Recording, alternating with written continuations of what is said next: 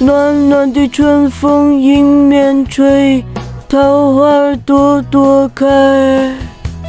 树上的鸟儿成双对，情人心花开。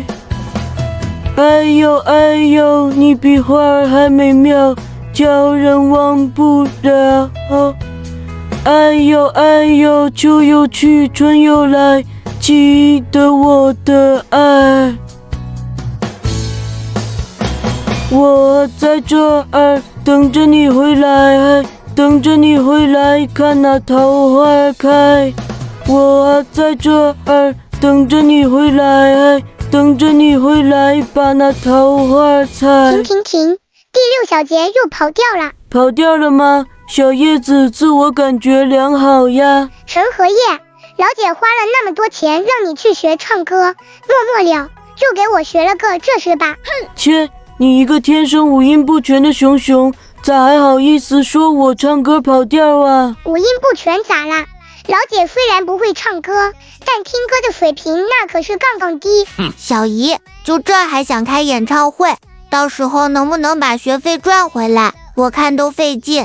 行了吧，你们娘俩加在一起都凑不出个哆瑞咪发嗦拉西，就别在这里吃不到葡萄说葡萄酸了。陈荷叶，选马态度，老姐可是你未来演唱会背后最大的金主，得罪了我是什么后果？你晓得不？快拉倒吧！从去年就开始借着帮我开演唱会的由头，又是哄我拍纸尿裤广告，又是骗我捡矿泉水瓶子。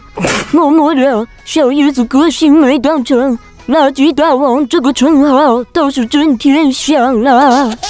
妈咪，幼儿园里的小伙伴也在背后区我有个捡垃圾的小姨，旺财真是百口莫辩，欲哭无泪啊！都给我打住！一个二个的，站着说话不腰疼。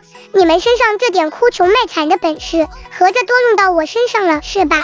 这哪里是哭穷卖惨啊，这明明就是我们面对被压迫、被剥削的挣扎与呐喊啊！